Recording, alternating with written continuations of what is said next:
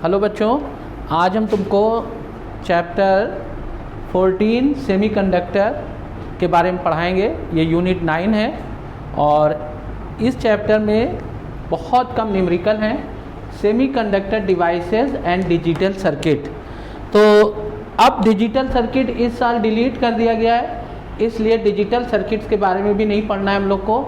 और सेमीकंडक्टर्स में बहुत कम टॉपिक हैं जिनको हमको पढ़ना है। अगर एक बार अच्छे से सुन लिया जाए, सिर्फ 1 घंटा इसको अगर दे दिया जाए तो बहुत अच्छे से 7 नंबर हासिल किए जा सकते हैं। और सेमीकंडक्टर्स बिल्कुल काफ़ी कुछ आप इसमें 11 में केमिस्ट्री में पढ़ चुके हैं और सेमीकंडक्टर बहुत आसान चैप्टर है। तो चलो अब टाइम वेस्ट ना करते हुए पढ़ाना शुरू करते हैं। सबसे पहले देखो बच्चों, मटेरियल जो होते हैं वो 3 तरह के होते हैं। मटेरियल 3 तरह के होते हैं। एक होते हैं कंडक्टर्स और एक होते हैं इंसुलेटर और एक होते हैं सेमीकंडक्टर। यहाँ हमें सेमीकंडक्टर के बारे में डिटेल में पढ़ना है, तो जल्दी से इसको हम देखते हैं।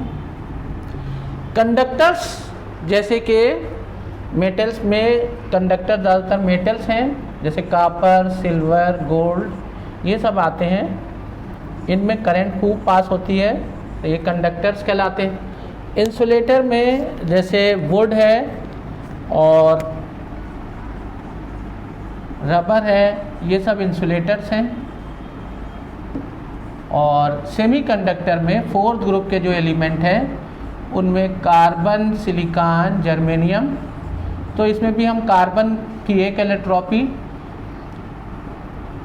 जो डायमंड होती है वो तो इंसुलेटर होती है और ग्रेफाइट कंडक्टर्स होते हैं। तो कार्बन को भी हम सेमीकंडक्टर में 4th ग्रुप में होते हुए भी इसको कम डिस्कस करते हैं। तो सिलिकॉन और जर्मेनियम सेमीकंडक्टर के एग्जाम्पल हैं। अब कंडक्टर्स में रेजिस्टिविटी जो होती है, रेजिस्टिविटी करंट बहुत पास होती है तो रेजिस्टिविटी इनकी बहुत कम होती है। रेजिस्टिविटी लेस होती है और 10 की पावर -2 टू 10 की पावर -8 ओम मीटर के ऑर्डर की। और कंडक्टिविटी हाई होती है, तो कंडक्टिविटी देखी जाए तो इनकी कंडक्टिविटी इसी का रेसिप्रोकल कर दो, 10 की पावर 2 टू 10 की पावर 8 साइमन मीटर इनवर्स होती है। अब अगर देखा जाए तो वुड में इसका, इंसुलेटर्स में इसका जस्ट रिवर्स समझ लो, 10 की पावर 2 टू 10 की पावर 8 ओम मीटर इनकी रेजिस्टिविटी है। और कंडक्टिविटी इनकी बहुत लो होती है, यानी 10 की पावर -2 टू 10 की पावर -8 साइमन मीटर इनवर्स होती है। अब अपने सेमीकंडक्टर जो हैं इनकी कंडक्टिविटी और रेजिस्टिविटी इनके बीच में है। तो सेमीकंडक्टर्स के बारे में अगर देखा जाए तो सेमीकंडक्टर की कंडक्टिविटी अबाउट 10 की पावर 5 टू 10 की पावर 8, 9 ऐसे इनकी कंडक्टिविटी होती है। तो अब हम लोग सेमीकंडक्टर को डिटेल में पढ़ते हैं। तो बच्चों देखो, इनकी कंडक्टिविटी और रेजिस्टिविटी सेमीकंडक्टर की कंडक्टर्स और इंसुलेटर के बीच में है। अब बच्चों हम लोग बताते हैं कि क्लासिफिकेशन ऑफ सेमीकंडक्टर के सेमीकंडक्टर को क्लासिफाइड कर रहे हैं। यहाँ under the 2 headings we discuss about the classification of semiconductors. Number 1, elemental semiconductor. Elemental semiconductor means silicon, germanium 4th group के जो एलिमेंट हैं जिनमें फॉरबिडन एनर्जी गैप कम होता है, ये सेमीकंडक्टर एलिमेंटल सेमीकंडक्टर कहलाते हैं। दूसरा semiconductor compound semiconductor. Compound semiconductor के 2 पार्ट, इनऑर्गेनिक और ऑर्गेनिक। इनऑर्गेनिक सेमीकंडक्टर में cadmium sulphide, gallium arsenide, phosphide, indium phosphide वगैरह। और ऑर्गेनिक सेमीकंडक्टर जो होते हैं उनमें पॉलीमर्स हैं, जैसे पॉलीएनिलीन, पॉलीथायोफीन। ये इस तरह के सेमीकंडक्टर जो होते हैं ऑर्गेनिक सेमीकंडक्टर कहलाते हैं। अब अगर देखा जाए तो इनको दो हेडिंग्स में हम लोग डिस्कस कर रहे हैं। इंट्रिंसिक सेमीकंडक्टर जो बिल्कुल प्योर होते हैं, जिनमें कोई इम्प्योरिटी नहीं मिलाई गई, वो इंट्रिंसिक सेमीकंडक्टर कहलाते हैं और इनकी कंडक्टिविटी कम होती है रूम टेम्परेचर पर। ऑलमोस्ट ये रूम टेम्परेचर पर ये जो इंट्रिंसिक सेमीकंडक्टर होते हैं कंडक्टिविटी बहुत पुअर होने की वजह से ऑलमोस्ट ये बैड कंडक्टर होते हैं। लेकिन एक्सट्रिंसिक सेमीकंडक्टर की कंडक्टिविटी बढ़ जाती है अगर हम प्योर सेमीकंडक्टर का कोई क्रिस्टल लें, जैसे सिलिकॉन या जर्मेनियम, और इसमें हमने कुछ इम्प्योरिटी ऐड कर दी। इम्प्योरिटी ऐड करने से इनकी कंडक्टिविटी बढ़ जाती है। प्योर सेमीकंडक्टर में इम्प्योरिटी ऐड करने के प्रोसेस को हम लोग कहते हैं डोपिंग। अब डोपिंग जो वर्ड है, डोपिंग का मतलब जैसे हम लोग कुछ अपनी एनर्जी को बढ़ाने के लिए प्लेयर्स जो होते हैं कुछ एक्स्ट्रा कोई ड्रग्स ले लेते हैं तो उनकी स्ट्रेंथ बढ़ जाती है। इसी तरह से अगर हम सेमीकंडक्टर में कुछ इम्प्योरिटी ऐड कर दें तो उनकी भी एक्टिविटी बढ़ जाती है, मतलब वो कंडक्टर हो जाते हैं। तो दो तरह की इम्प्योरिटी ऐड करते हैं। पेंटावेलेंट इम्प्योरिटी ऐड करने से एन टाइप सेमीकंडक्टर बन जाते हैं और ट्राइवेलेंट इम्प्योरिटी ऐड कर देने से एक्स जो होते हैं पी टाइप सेमीकंडक्टर बन जाते हैं। अब पेंटावेलेंट इम्प्योरिटी फिफ्थ ग्रुप के एलिमेंट जैसे कि फास्फोरस, आर्सेनिक, बिस्मथ, एंटीमनी, ये बच्चों हम ये देख रहे थे कि intrinsic semiconductor, extrinsic semiconductor. Semiconductor दो तरह के होते हैं। जो बिल्कुल प्योर होते हैं उनको कहते हैं इंट्रिंसिक सेमीकंडक्टर। इनकी कंडक्टिविटी रूम टेम्परेचर पर बहुत कम होती है, ऑलमोस्ट ज़ीरो होती है। और एक्सट्रिंसिक सेमीकंडक्टर में इम्प्योरिटी ऐड कर देते हैं। सेमीकंडक्टर में इम्प्योरिटी ऐड करने के प्रोसेस को डोपिंग कहते हैं और डोपिंग से कंडक्टिविटी इंक्रीज़ कर जाती है। जब कभी सिलिकॉन या जर्मेनियम में पी टाइप बनाना होता है तो हम ट्राइवेलेंट इम्प्योरिटी ऐड करते हैं और जब हमें एन टाइप सेमीकंडक्टर बनाना होता है तो पेंटावेलेंट यानी फिफ्थ ग्रुप का कोई एलिमेंट इसमें मिक्स कर दिया जाता है। तो फास्फोरस, आर्सेनिक, एंटीमनी यूज़ किए जाते हैं एन टाइप सेमीकंडक्टर बनाने के लिए और अल्युमिनियम, बोरान, गैलियम वगैरह यूज़ किए जाते हैं पी टाइप सेमीकंडक्टर बनाने के लिए। अब ये जो मिक्सिंग होती है ये फिज़िकल नहीं होती। हम लोग करते क्या है, कोई सिलिकॉन या जर्मेनियम का क्रिस्टल है, उसमें अगर हमें एन टाइप सेमीकंडक्टर बनाना होता है तो पेंटावेलेंट इम्प्योरिटी रख के हीट कर दिया जाता है तो ये पेंटावेलेंट इम्प्योरिटी इसमें अच्छे से डिज़ोल्व हो जाती है। और अगर हम इसमें सिलिकॉन या जर्मेनियम में अगर हम पी टाइप सेमीकंडक्टर मिला दें, जैसे अल्युमिनियम या बोरान या गैलियम मिला दें और हीट कर दें तो ये अच्छे से इम्प्योरिटी डिज़ोल्व हो जाएगी तो पी टाइप सेमीकंडक्टर बन जाएगा। अब इस थोड़ा सा हम इसको डिटेल में भी डिस्कस करते हैं बच्चों। तो इंट्रिंसिक सेमीकंडक्टर में क्योंकि फोर्थ ग्रुप का एलिमेंट है तो एटम जो होते हैं वो आपस में कोवैलेंट बॉन्ड बनाए रहते हैं। ये एटम के इलेक्ट्रॉन और इस एटम के इलेक्ट्रॉन आपस में कोवैलेंटली बॉन्डेड होते हैं।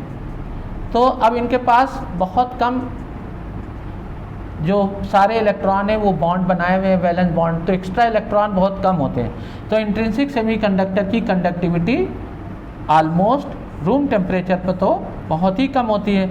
लेकिन जब हम लोग इसमें टेम्परेचर दे देते हैं तो टेम्परेचर देने से ये वैलेंस बॉन्ड जो होते हैं थोड़ा सा ब्रेक होते हैं तो इलेक्ट्रॉन रिलीज़ होते हैं तो थोड़ी इनकी कंडक्टिविटी बढ़ जाती है।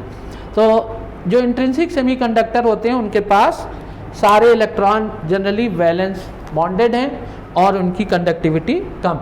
लेकिन जब हम लोग एन टाइप या पी टाइप सेमीकंडक्टर मिलाएंगे, by the way N type semiconductor मिलाया तो इम्प्योरिटी में 5 इलेक्ट्रॉन हैं। जैसे कि फास्फोरस है तो फास्फोरस के एटम में 5 इलेक्ट्रॉन हैं, 4 कोवैलेंटली बॉन्डेड हैं, 1 इलेक्ट्रॉन उसके पास एक्स्ट्रा है।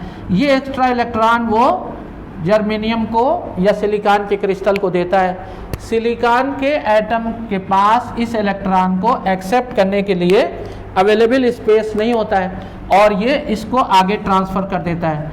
ये इलेक्ट्रॉन एक एटम से दूसरे एटम पर ट्रांसफ़र होते चले जाते हैं और एन टाइप सेमीकंडक्टर में ये जो चार्ज कैरियर है इलेक्ट्रॉन होते हैं। यहाँ इम्प्योरिटी जो है वो डोनर है और जो प्योर जर्मेनियम का क्रिस्टल है वो एक्सेप्टर है।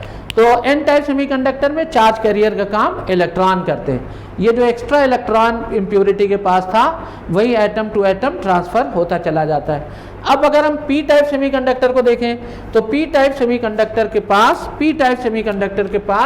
वैलेंसी 3 है, आउटर मोस्ट ऑर्बिट में सिर्फ 3 इलेक्ट्रॉन है। अब जब 3 इलेक्ट्रॉन हैं तो इसके पास एक एम्प्टी स्पेस है।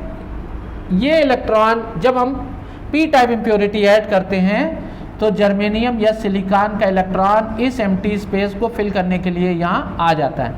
अब जब जर्मेनियम या सिलिकॉन के एटम ने एक इलेक्ट्रॉन लूज किया तो वैलेंस बैंड जहाँ पे थे वहाँ पर एक स्पेस फॉर्म हो गया, इसको हम लोग होल कहते हैं। तो होल तब फॉर्म होता है जब कोवेलेंट बॉन्ड टूट जाता है, सिलिकॉन या जर्मेनियम का एक इलेक्ट्रॉन वैलेंस बैंड से निकल के इम्प्योरिटी के पास जो ट्राइवेलेंट इम्प्योरिटी डाली है उसके पास आ जाता है, तो यहाँ एक होल क्रिएट हो जाता है। तो पी टाइप सेमीकंडक्टर में चार्ज कैरियर होल होते हैं। अब एन टाइप सेमीकंडक्टर में चार्ज कैरियर इलेक्ट्रॉन होते हैं। तो एन टाइप के पास मेजॉरिटी में इलेक्ट्रॉन होते हैं और पी टाइप सेमीकंडक्टर में मेजॉरिटी में होल्स होते हैं। तो बच्चों होल समझ में आया? होल क्या होता है? जब कोवेलेंट बॉन्ड से एक इलेक्ट्रॉन निकल के इम्प्योरिटी के पास चला जाता है तो इस तरह से होल फ्रेम हो जाते हैं। ठीक है। अब एनर्जी बैंड सॉलिड्स, ये इसके बारे में हम लोग थोड़ा सा पढ़ेंगे कि जैसे सिलिकॉन का एटॉमिक नंबर 14 है, तो सिलिकॉन का आप लोगों ने इलेक्ट्रॉनिक कॉन्फ़िगरेशन देखा 1s2 2s2 2p6 3s2 3p2। इस तरह से ये लोअर ऑर्बिट के इलेक्ट्रॉन है, ये हायर ऑर्बिट के इलेक्ट्रॉन है। तो देखो बच्चों, एटम जो होता है, अगर हम एटम के बारे में देखें तो एटम में न्यूक्लियस होता है, न्यूट्रॉन प्रोटॉन होते हैं। ये लोअर ऑर्बिट के इलेक्ट्रॉन है, वैलेंस इलेक्ट्रॉन है, इनके पास एनर्जी कम होती है। और ये जो हायर ऑर्बिट के इलेक्ट्रॉन है इनके पास एनर्जी थोड़ी ज़्यादा होती है। तो देखो यहाँ पर एटम अगर फ्री स्टेट में हो, कंसीडर किया जाए, तो हम लोगों ने एनर्जी बैंड डायग्राम में देखा था, एनर्जी लेवल डायग्राम में अगर फर्स्ट ऑर्बिट का इलेक्ट्रॉन है तो उसके पास -13.6 इलेक्ट्रॉन वोल्ट एनर्जी होती है। हाइड्रोजन के एटम को अगर हम देखें तो हाइड्रोजन के एटम में फर्स्ट एनर्जी लेवल में ये, और सेकेंड में -3.4 इलेक्ट्रॉन वोल्ट एनर्जी होती है। और फिर अगर वो थर्ड एनर्जी लेवल है, थर्ड एनर्जी लेवल में देखा जाए तो -0.85 इलेक्ट्रॉन वोल्ट एनर्जी होती है। तो इस तरह से डिफरेंट एनर्जी लेवल होते हैं, इनको हम लोग कहते हैं डिस्क्रीट एनर्जी लेवल। अगर ये एटम फ्री स्टेट में है तो उसके पास ये एनर्जी होती है, लेकिन एटम फ्री स्टेट में पाया नहीं जाता। एटम तो क्रिस्टल में लाखों करोड़ों एटम होते हैं। तो जो हायर ऑर्बिट के इलेक्ट्रॉन हैं, हायर ऑर्बिट के इलेक्ट्रॉनों को दूसरे एटम के जो न्यूक्लियस हैं उनको अपनी तरफ अट्रैक्ट करने लगते हैं।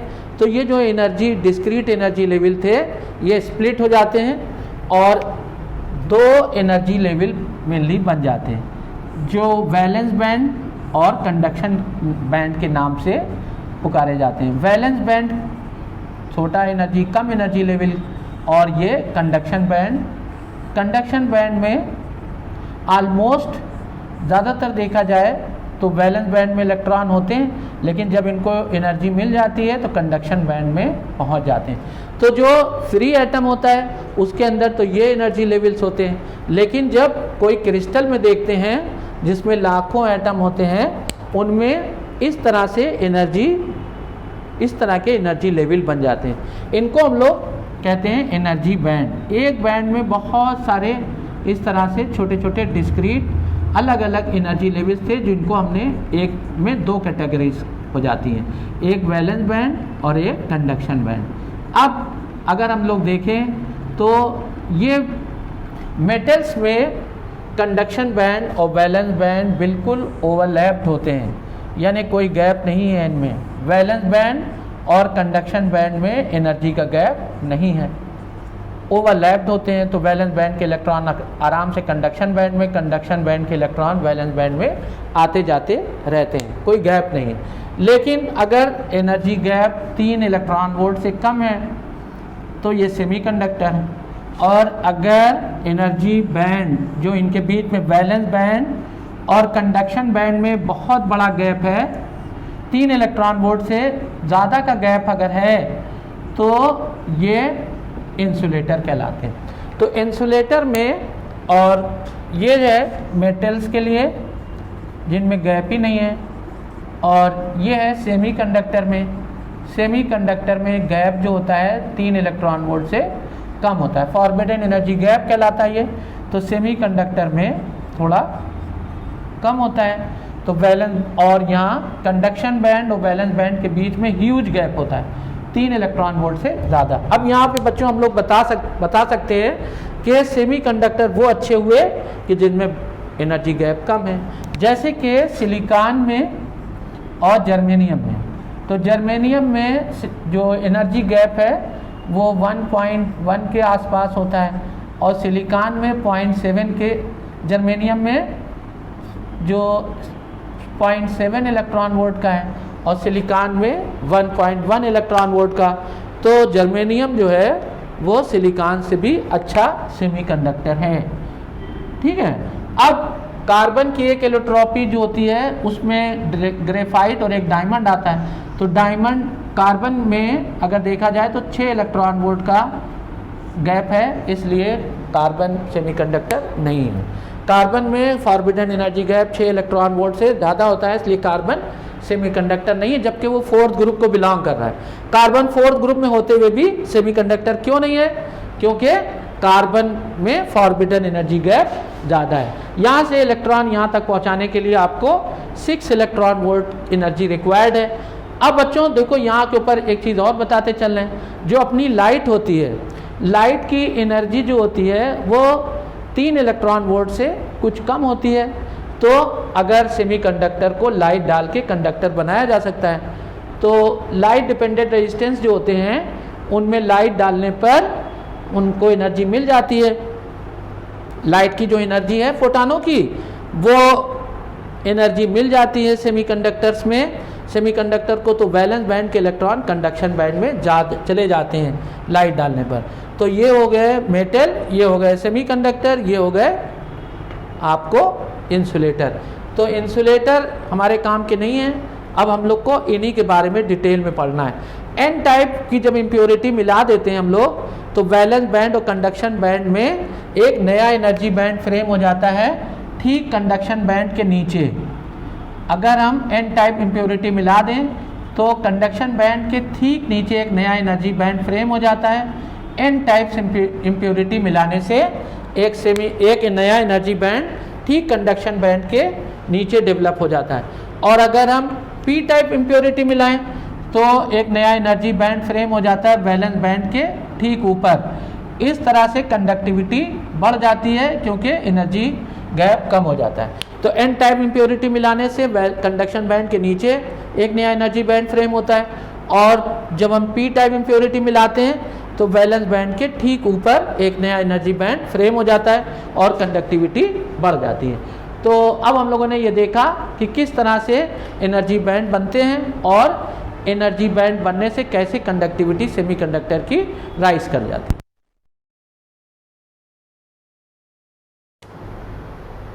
अब बच्चों देखो, हम पीएन जंक्शन तुमको बताते हैं। पीएन जंक्शन क्या होता है? पीएन जंक्शन में एक पी टाइप और एक एन टाइप सेमीकंडक्टर होते हैं, और इनको हम लोग पी टाइप और एन टाइप सेमीकंडक्टर को जोड़ते हैं। अब यहाँ के ऊपर ये जो जोड़ा जाता है पी टाइप एन टाइप, ये एक्चुअली फिजिकली ऐड नहीं किया जाता। होता यह है कि एक क्रिस्टल लेते हैं सिलिकॉन या जर्मेनियम का, और उसमें एक तरफ पेंटावैलेंट इम्प्योरिटी और एक तरफ ट्राईवैलेंट इम्प्योरिटी ऐड कर देते हैं। तो सिलिकॉन के क्रिस्टल पर अगर हम इधर पेंटावैलेंट इम्प्योरिटी ऐड कर दें और इधर ट्राईवैलेंट इम्प्योरिटी ऐड कर दें, तो पेंटावैलेंट इम्प्योरिटी ऐड करने से इधर एन टाइप बन जाता है और इधर पी टाइप बन जाता है। तो एन टाइप के पास इलेक्ट्रॉन ज़्यादा होते हैं और पी टाइप के पास होल ज़्यादा होते हैं। अब जैसे ही ये हम काम करते हैं वैसे ही डिफ्यूजन स्टार्ट हो जाता है। डिफ्यूजन का मतलब होता है एन टाइप में इलेक्ट्रॉनों का कंसंट्रेशन ज़्यादा है और पी टाइप में होल्स का कंसंट्रेशन ज़्यादा है। तो जैसे ही हम लोग P और N देखते हैं तो ये जो कहलाता है बीच में P-N जंक्शन जो ज्वाइन कर रहा है। N टाइप के इलेक्ट्रॉन P टाइप की तरफ और P टाइप के होल N टाइप की तरफ मूव करते हैं। इससे क्या होता है, इस प्रोसेस को हम लोग कहते हैं डिफ्यूजन। क्यों होता है? कंसंट्रेशन को मेंटेन करने के लिए डिफ्यूजन होता है। तो N टाइप के इलेक्ट्रॉन, देखो ये N टाइप के इलेक्ट्रॉन है, इलेक्ट्रॉन को हम डॉट से लिख रहे हैं और होल्स को ऐसे एक ब्लैंक सर्किल से दिखा रहे हैं। तो N टाइप के पास इलेक्ट्रॉनों का कंसंट्रेशन ज़्यादा है, P टाइप के पास होल का कंसंट्रेशन ज़्यादा है। फिर क्या होता है कि P टाइप के होल इस लेयर को क्रॉस करके, इस जंक्शन को क्रॉस करके N टाइप की तरफ जमा हो जाते हैं और N टाइप के इलेक्ट्रॉन P टाइप की तरफ जमा हो जाते हैं। ऐसा होने से N टाइप के इलेक्ट्रॉन यहाँ कलेक्ट होने से यहाँ नेगेटिव चार्ज एक्यूमुलेट कर जाता है और यहाँ positive charge, holes positive charge होते हैं, वो एक्यूमुलेट कर जाते हैं। ठीक है, अब यहाँ के ऊपर नेगेटिव और ये पॉजिटिव चार्ज एक पोटेंशियल क्रिएट करता है जिसको हम लोग पोटेंशियल बैरियर कहते हैं। पोटेंशियल बैरियर जो सेटअप होता है, इस पोटेंशियल बैरियर की वजह से ये जो डिफ्यूजन है इसका अपोजिशन होता है।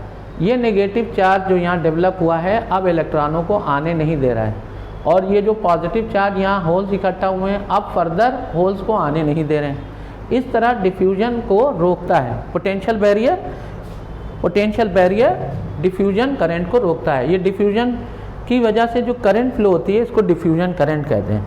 तो डिफ्यूजन करंट को पोटेंशियल बैरियर अलग अलग रोकता है। अब यहाँ देखो, अगर क्रिस्टल सिलिकॉन का है, सिलिकॉन का क्रिस्टल में पोटेंशियल बैरियर अबाउट 0.7 वोल्ट का होता है और जर्मेनियम का क्रिस्टल है तो अबाउट 0.3 वोल्ट का पोटेंशियल बैरियर क्रिएट होता है। ये पोटेंशियल देखो बहुत छोटा होने पर भी, लेकिन पोटेंशियल बैरियर तो बहुत छोटा है, लेकिन ये जो लेयर होती है माइक्रोन के आर्डर की होती है, इसलिए हाई इलेक्ट्रिक फील्ड डेवलप हो जाती है। पोटेंशियल यहाँ के ऊपर बहुत छोटा सा है लेकिन ये लेयर बहुत पतली होती है, इसको कहते हैं डिप्लेशन लेयर। तो डिप्लेशन लेयर माइक्रोन के आर्डर की होने की वजह से बहुत हाई इलेक्ट्रिक फील्ड डेवलप होती है।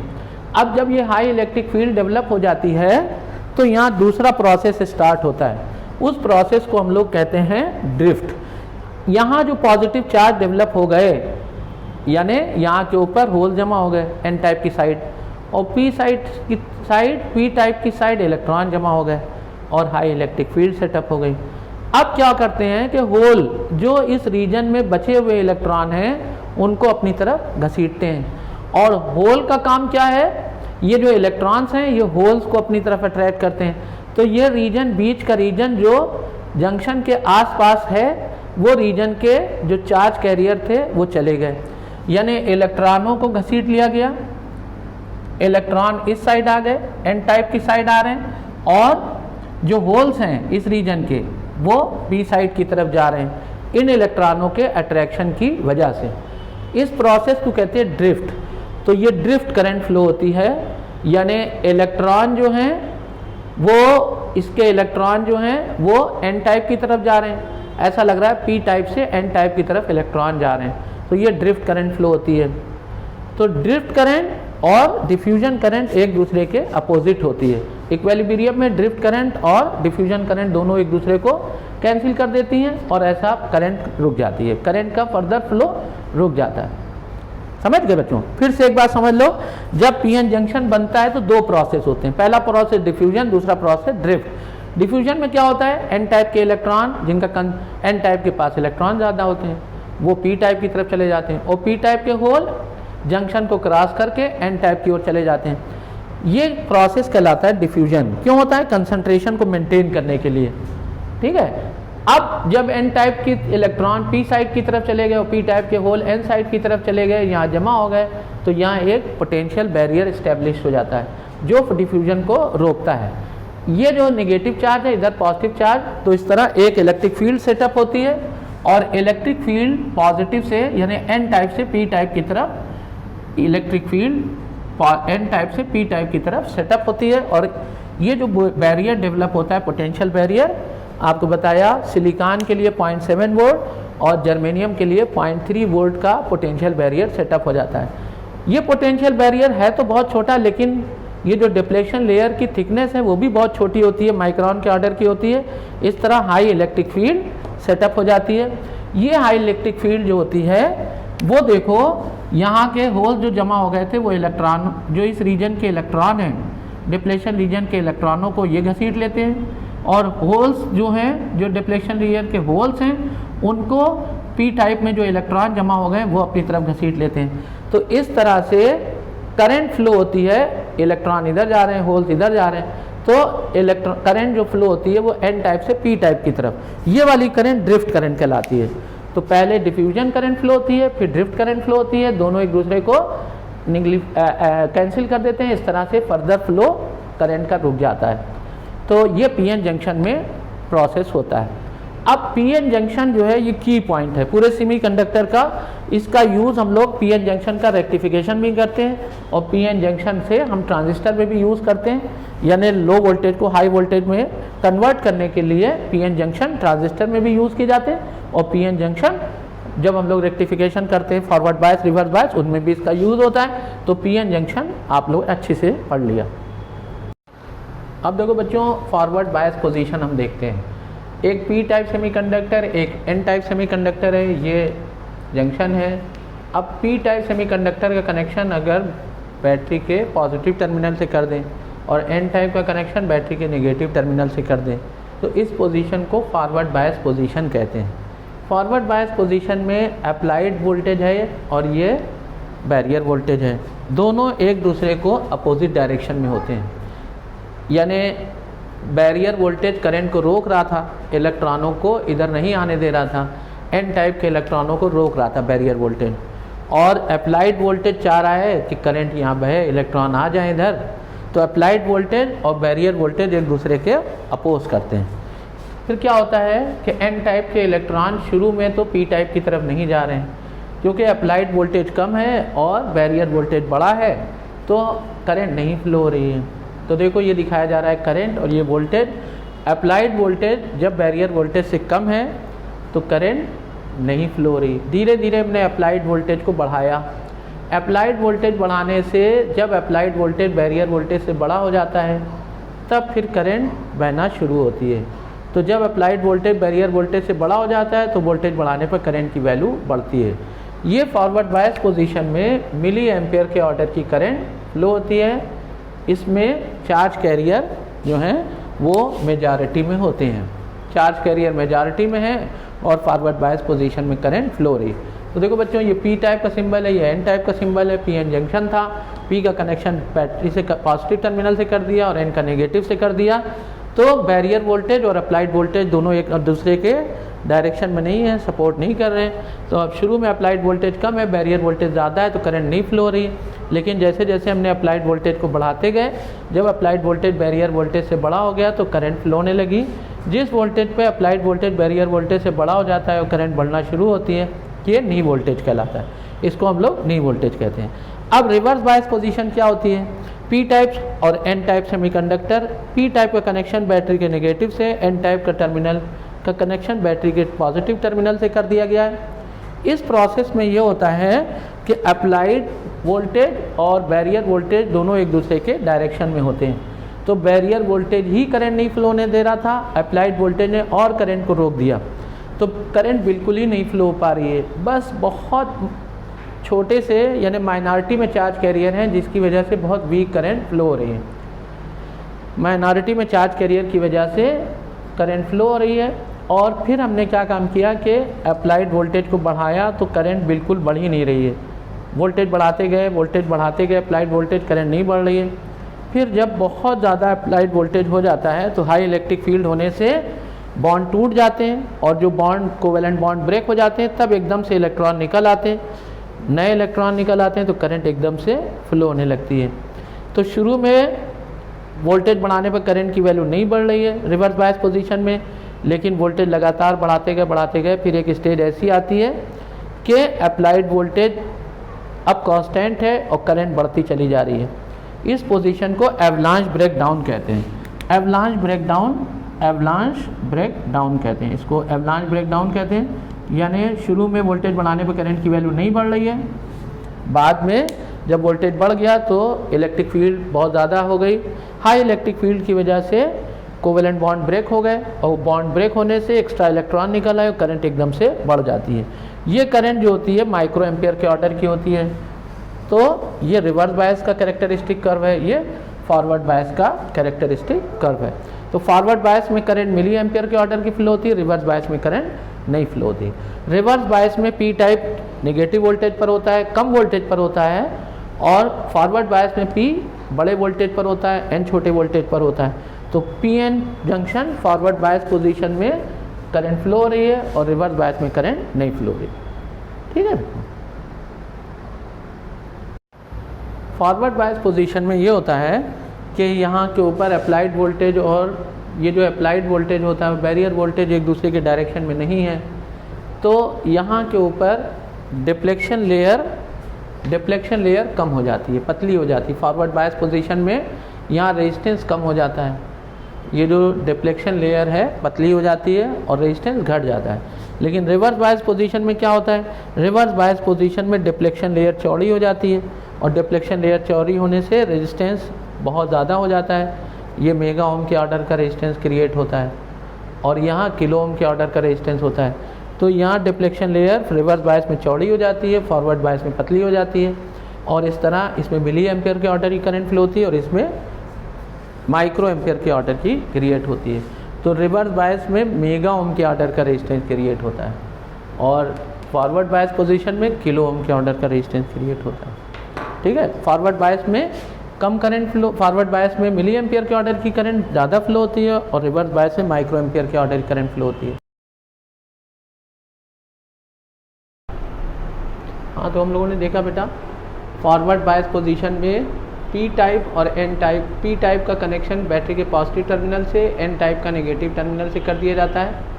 तो इस तरह से एन टाइप के इलेक्ट्रॉन पी टाइप से होते हुए बैटरी के पॉजिटिव टर्मिनल पे चले जाते हैं और पी टाइप का होल्स एन टाइप में आते हैं। तो इस तरह से करंट फ्लो होने लगती है और ये मिली एम्पियर के ऑर्डर की करंट फ्लो होती है।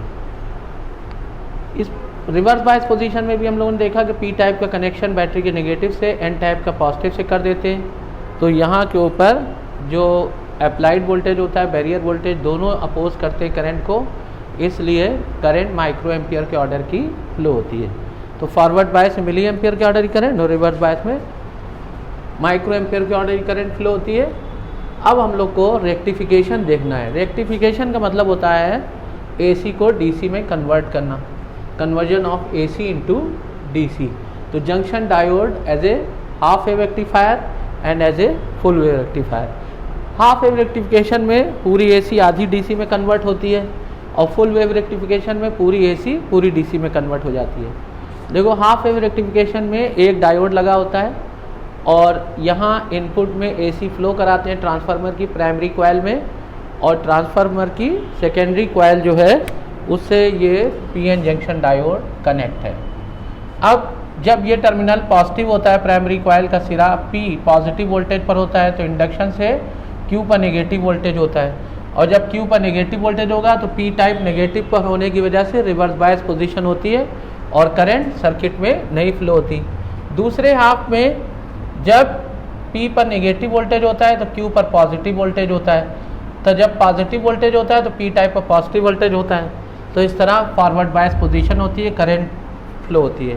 तो इस पोजीशन में जब यहाँ के ऊपर फॉरवर्ड बायस पोजीशन होती है तो करंट फ्लो होती है, रिवर्स बायस पे करंट नहीं फ्लो होती है। तो आउटपुट पे हमको डीसी मिलती है। और देखो, जब प्लस है, जब यहाँ के ऊपर एसी जा रही है और यहाँ फॉरवर्ड बायस पोजीशन है तो करंट फ्लो हो रही है, रिवर्स बायस पे करंट नहीं फ्लो हो रही है। इस तरह इसमें पूरी एसी आधी डीसी में कन्वर्ट हो जाती है। इस फिनोमेना में हमारी एनर्जी लॉस होती है और काफ़ी रिपल्स होते हैं, तो इसको हम लोग आमतौर से हाफ वेव रेक्टिफिकेशन नहीं यूज़ करते। फुल वेव रेक्टिफिकेशन में क्या होता है, देखो, दो डायोड यूज़ किए जाते, दो पीएन जंक्शन डायोड यूज़ किए गए, इनपुट में एसी फ्लो कराई गई और ये ट्रांसफार्मर की प्राइमरी कॉइल है और ट्रांसफार्मर की प्राइमरी कॉइल में जब पी पर पॉजिटिव वोल्टेज होता है तो क्यू पर नेगेटिव वोल्टेज होता है। और इस तरह से जब क्यू पर नेगेटिव वोल्टेज होगा और यहाँ आर पर पॉजिटिव वोल्टेज होगा, तो जब यहाँ नेगेटिव होगा तो diode D1 reverse bias position पर होगा, लेकिन diode D2 forward bias position पर होगा। तो यहाँ पर D2 से करंट फ्लो होगी, D1 से करंट नहीं फ्लो होगी। दूसरे हाफ में जब P पर नेगेटिव वोल्टेज होता है तो Q पर पॉजिटिव वोल्टेज होता है और R पर नेगेटिव वोल्टेज होता है। इस तरह से D1 फॉरवर्ड बायस पोजीशन पर होगा, D2 रिवर्स बायस पोजीशन पर होगा। तो पूरी AC पूरी DC में कन्वर्ट हो जाती है और हमको आउटपुट में DC मिलती है और ये कोई पल्स इसमें कट नहीं रहा है, AC DC में कन्वर्ट हो जाती है। तो आपने देखा था पहले D2 फॉरवर्ड बायस पोजीशन पर था तो D1 रिवर्स बायस पोजीशन पर था, सेकेंड हाफ में D1 फॉरवर्ड बायस पर है। इसी तरह D1 D2 D1 D2 ऐसे फॉरवर्ड बायस रिवर्स बायस होते रहते हैं और पूरी AC पूरी DC में कन्वर्ट हो जाती है। इस फिनोमेना को फुल वेव रेक्टिफिकेशन कहते हैं। अब ये जो DC होती है ये बिल्कुल प्योर नहीं होती, इसमें थोड़े से फ्लक्चुएशंस होते हैं, रिपल्स होते हैं। इसको हम लोग प्यूरिफाई करने के लिए फ़िल्टर सर्किट यूज़ करते हैं। फ़िल्टर सर्किट में क्या होता है कि जो यहाँ से हमको आउटपुट AC मिली है इसको हम लोग प्योर DC में कन्वर्ट करते हैं, प्योर DC में कन्वर्ट करते हैं। इस तरह पूरी AC आधी पूरी DC में कन्वर्ट हो जाती है। तो हाफ रेक्टिफिकेशन में एक डायोड और फुल रेक्टिफिकेशन में 2 डायोड यूज़ किए जाते हैं। अब हाफ वेव रेक्टिफिकेशन और फुल वेव रेक्टिफिकेशन से जो हम लोग को AC मिलती है वो बिल्कुल प्योर नहीं होती। इसको प्योर करने के लिए हमको फ़िल्टर सर्किट की ज़रूरत होती है ताकि ये जो रिपल्स हैं AC और DC सिग्नल्स हैं ये प्यूरिफाई हो जाएं। तो इसके लिए हम लोग इस तरह का फ़िल्टर सर्किट यूज़ करते हैं।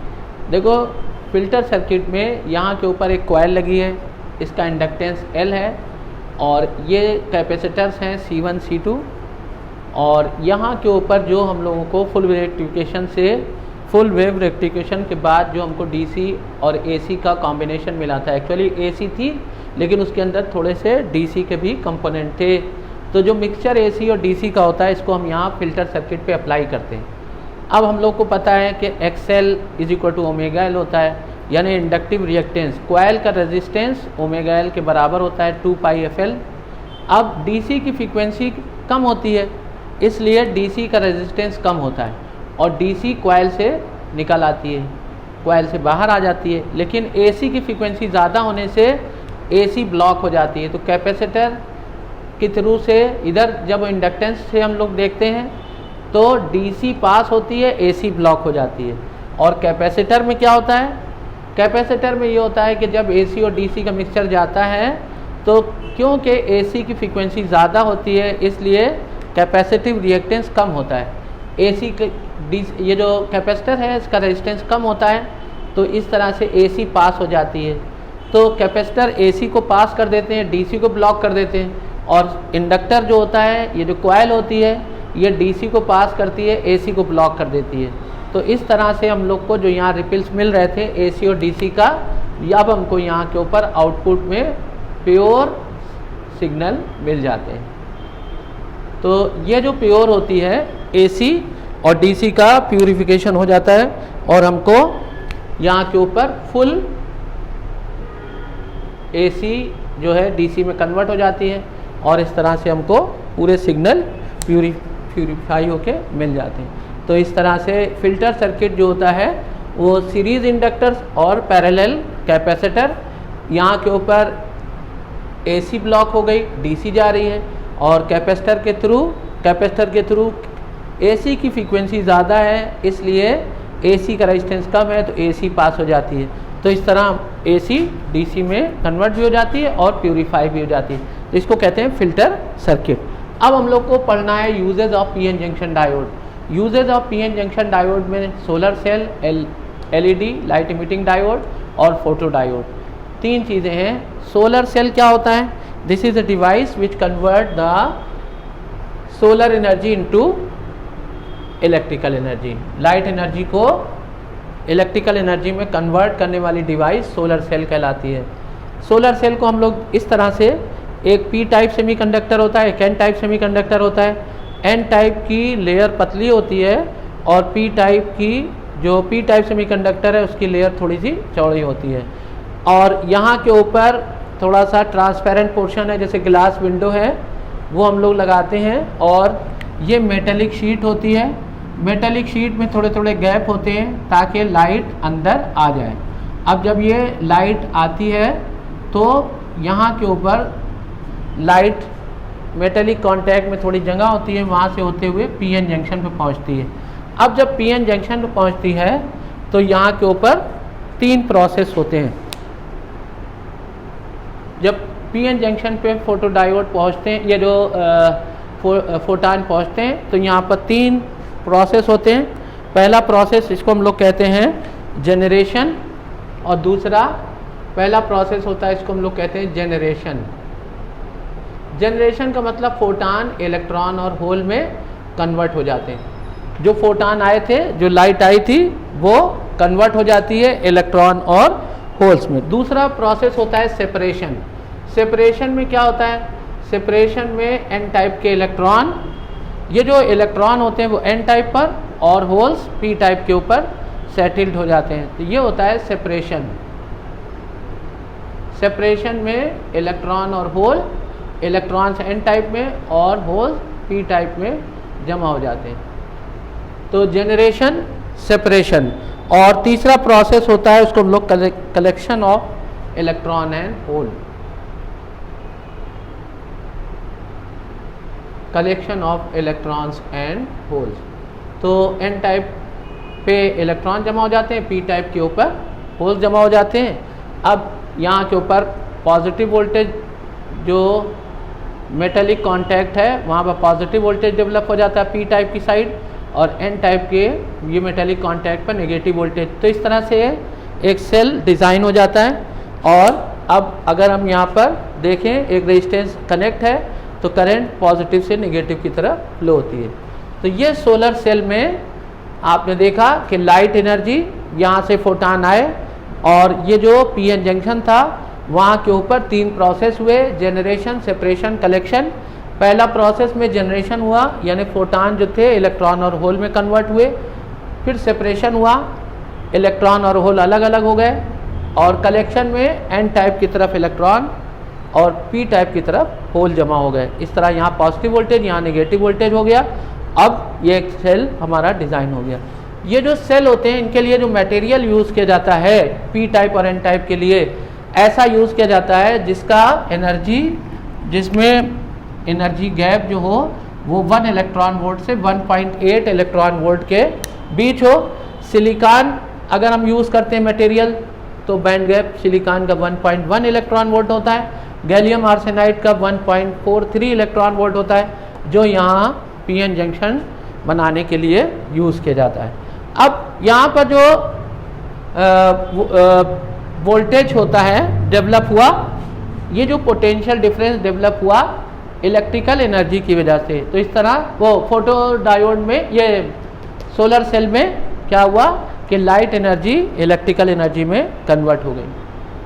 तो इस तरह से यहाँ जो पोटेंशियल डिफरेंस डेवलप हुआ, इलेक्ट्रिक एनर्जी जो डेवलप हुई वो लाइट की वजह से हुई। फोटान जो थे लाइट में कन्वर्ट हो गए। देखो ये सोलर सेल का ग्राफ है। ये यहाँ पर वोल्टेज होता है, यहाँ करंट होती है, 4th क्वाड्रेंट में होता है। ये कट ऑफ वोल्टेज कहलाता है और ये शॉर्ट सर्किट करंट कहलाती है। तो ये वोल्टेज और करंट का ग्राफ जो होता है इसमें 4th क्वाड्रेंट में होता है सोलर सेल के लिए। ओके,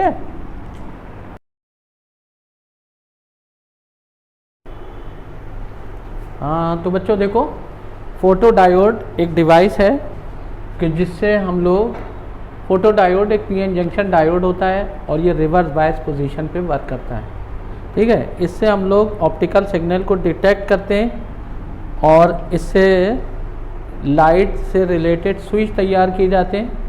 और इलेक्ट्रॉनिक काउंटर में कई बार सर्किट ब्रेक हुआ, इलेक्ट्रॉनिक काउंटर में इसका यूज़ होता है। तो देखो photo diode PN junction diode है। पी का नेगेटिव से कनेक्शन है, एन टाइप का पॉजिटिव से कनेक्शन है। इसका मतलब ये रिवर्स बायस पोजीशन पर है, पी पॉजिटिव, पी नेगेटिव से और एन पॉजिटिव से, तो ये रिवर्स बायस पोजीशन है। अब जब हम इस पर लाइट डालते हैं तो जंक्शन के ऊपर जो फोटान होते हैं वो इलेक्ट्रॉन और होल में कन्वर्ट हो जाते हैं। जंक्शन लाइट को एब्जॉर्ब करता है और ये जो फोटान होते हैं, लाइट जो होती है वो इलेक्ट्रॉन और होल्स में ब्रेक हो जाती है। अब जो ये जंक्शन फील्ड होती है यहाँ के ऊपर, तो इलेक्ट्रॉन जो होते हैं एन टाइप की तरफ और होल्स पी टाइप की तरफ जाने लगते हैं। तो इस तरह से रिवर्स करंट फ्लो होती है। जो यहाँ वोल्टेज रखा जाता है वो ब्रेक डाउन से थोड़ा कम रखा जाता है। जो वोल्टेज रखा जाता है वो ब्रेक डाउन से थोड़ा कम रखा जाता है। जब हम लाइट नहीं डाल रहे थे, जब हम कोई लाइट नहीं डालते हैं तो स्मॉल रिवर्स करंट फ्लो होती है। जब हम लाइट नहीं डालते हैं तो very small reverse current flow होती है। इसको हम लोग डार्क करंट कहते हैं। रिवर्स बायस में, रिवर्स बायस पोजीशन में अभी हमने लाइट नहीं डाली थी तो इसमें डार्क करंट फ्लो हो रही थी।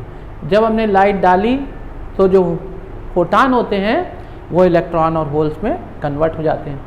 इलेक्ट्रॉन जंक्शन फील्ड की वजह से एन टाइप की ओर और जो होल्स होते हैं वो पी टाइप की तरफ चलते हैं, तो रिवर्स करंट फ्लो होने लगती है।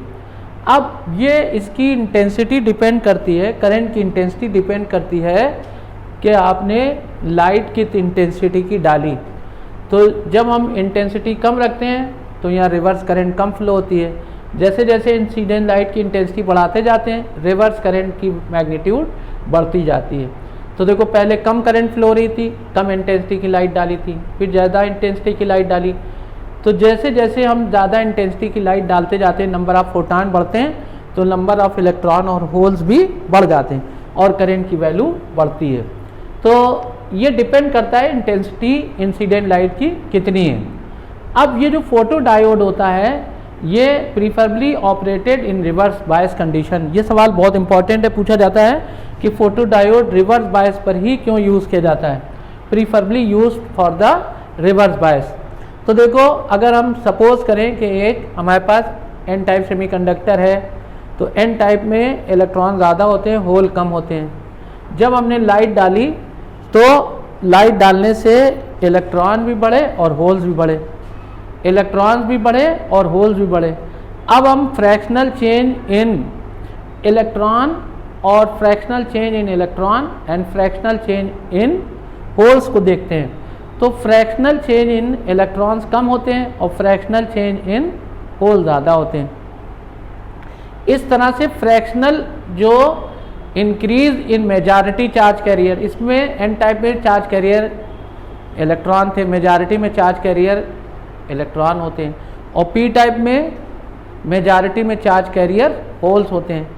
तो जब हम यहाँ पर dn बाई n निकालते हैं यानी fractional increase in majority, fractional increase in majority carriers को हम देखते हैं तो वो कम होता है, फ्रैक्शनल चेंज इन होल्स। तो इसलिए अब अगर हम इसको देखें कि होल्स क्योंकि यहाँ के ऊपर माइनॉरिटी में थे तो dp बाई p की वैल्यू हम लोग आसानी से नोट कर सकते हैं। तो fractional change due to the photo current is more easily measurable. अब देखो बच्चों ये LED है, ये भी pn जंक्शन डायोड होता है, लेकिन ये pn junction diode forward biased होता है। P पॉजिटिव से कनेक्ट है और n टाइप सेमीकंडक्टर का सिरा बैटरी के नेगेटिव टर्मिनल से कनेक्ट है, तो फॉरवर्ड बायस पोजीशन होती है। ये इसका सिंबल होता है। जनरली n टाइप छोटे, इसकी एज इसका सिरा छोटा होता है और p टाइप का सिरा बड़ा रखा जाता है। अब LED में लाइट इमिटिंग डायोड में होता यह है कि इलेक्ट्रिकल एनर्जी लाइट एनर्जी में कन्वर्ट होती है, इलेक्ट्रिकल एनर्जी लाइट एनर्जी में कन्वर्ट होती है। अब देखो p टाइप और n type semiconductor, p type semiconductor battery का पर पॉजिटिव से कनेक्ट है और n टाइप का सिरा बैटरी के नेगेटिव से कनेक्ट है। यहाँ के ऊपर देखिए ये p टाइप का कनेक्शन बैटरी के पॉजिटिव टर्मिनल से, n टाइप का नेगेटिव से, तो ये फॉरवर्ड बायस पोजीशन होती है। अब क्या होता है कि फॉरवर्ड बायस पोजीशन होने पर जब करंट फ्लो होना शुरू होती है, n टाइप के इलेक्ट्रॉन p टाइप में और p टाइप के होल्स n टाइप में मूव करते हैं। तो n टाइप के जो इलेक्ट्रॉन होते हैं p टाइप में जब जाते हैं तो वहाँ के ऊपर p टाइप में इलेक्ट्रॉन कम थे, और जब p टाइप के होल्स n टाइप में जाते हैं तो वहाँ होल्स कम थे, n टाइप में होल्स कम थे, n टाइप में इलेक्ट्रॉन कम थे। तो वहाँ रिकॉम्बिनेशन होता है। जो माइनॉरिटी वाले चार्ज कैरियर्स होते हैं जंक्शन के ऊपर वो रिकम्बाइन होते हैं, यानी इलेक्ट्रॉन और होल का रिकॉम्बिनेशन होता है और फोटान बनते हैं। अब जो फोटान यहाँ बनते हैं उनकी एनर्जी 3 इलेक्ट्रॉन वोल्ट से 1.8 इलेक्ट्रॉन वोल्ट के आसपास होती है। तो अब देखो हम लोग यहाँ के ऊपर फॉरवर्ड बायस पोजीशन में करंट फ्लो होती है, यानी एन टाइप के इलेक्ट्रॉन पी टाइप में, पी टाइप के होल एन टाइप में जब आपस में रिकम्बाइन होते हैं तो फोटान बनते हैं। अब यहाँ डिफरेंट मटेरियल यूज़ करते हैं हम लोग। अगर गैलियम आर्सेनिक फॉस्फाइड यूज़ करते हैं और उसके कंटेंट 1 - x हैं, x की डिफरेंट वैल्यू के लिए अलग अलग कलर की LED मिलती हैं। अब अगर हमें गैलियम आर्सेनाइड यूज़ करें जिसमें AS 0.6 और फास्फोरस 0.4 है, तो 1.9 इलेक्ट्रॉन वोल्ट की एनर्जी का फोटान रिलीज होता है जो रेड कलर की लाइट हमको देता है। और गैलियम आर्सेनाइड का अगर हम मटेरियल यूज़ करें, यहाँ एन टाइप पी टाइप वाला मटेरियल यूज़ करें तो 1.4 इलेक्ट्रॉन वोल्ट की एनर्जी निकलती है। ये इंफ्रारेड रेज होती हैं। तो इस तरह ये कर्व जो होता है बिल्कुल फॉरवर्ड बायस पोजीशन की तरह ही होता है कि वोल्टेज बढ़ाते हैं तो करंट की वैल्यू बढ़ रही है। तो ये ग्राफ जो होता है फॉरवर्ड बायस की तरह ही होता है और डिफरेंट कलर की LED हम लोग को मिल जाती है। तो पूछा जाता है कि ये जो LED होती है फॉरवर्ड बायस होता है PN जंक्शन या रिवर्स बायस, तो आप कहेंगे PN जंक्शन फॉरवर्ड बायस होता है, P पॉजिटिव से N नेगेटिव से। सिंबल क्या है ये, और P टाइप पॉजिटिव से कनेक्ट है, ये मेटल कॉन्टैक्ट है, और ये N टाइप सेमीकंडक्टर है। ये नॉन मेटेलिक पोर्शन होता है, तो जो मेटेलिक पोर्शन होता है वहाँ से लाइट नहीं निकलती। जो नॉन मेटेलिक कॉन्टैक्ट होता है वहाँ रिकॉम्बिनेशन होता है इलेक्ट्रॉन और होल्स का, वहाँ से लाइट निकलती है। अब ये जो लाइट निकलती है ये डिफरेंट कलर की लाइट होती है, डिपेंड करता है आपने फॉरवर्ड बायस कितना रखा। अगर फॉरवर्ड बायस कम होता है तो यहाँ कम इंटेंसिटी की लाइट निकलती है। अगर फॉरवर्ड बायस आपने यहाँ पर ज़्यादा रखा, यानी P को बड़े पॉजिटिव वोल्टेज से, N को नेगेटिव वोल्टेज से, तो ज़्यादा इंटेंसिटी की लाइट, अलग अलग एनर्जी की लाइट निकलती है। तो ये डिपेंड करता है कि आपने फॉरवर्ड बायस में करंट कितनी रखी। फॉरवर्ड बायस बढ़ाने से यहाँ करंट की वैल्यू, इंटेंसिटी की वैल्यू बढ़ जाती है। बच्चों सेमीकंडक्टर जो 2021 में पूछा जाने वाला है उसके टॉपिक हमने डिस्कस कर दिए हैं। अब जो टॉपिक डिलीटेड हैं उस टॉपिक को हम आगे की वीडियो में तुम लोग को बताएंगे जो कंपटीशन में काम आएंगे।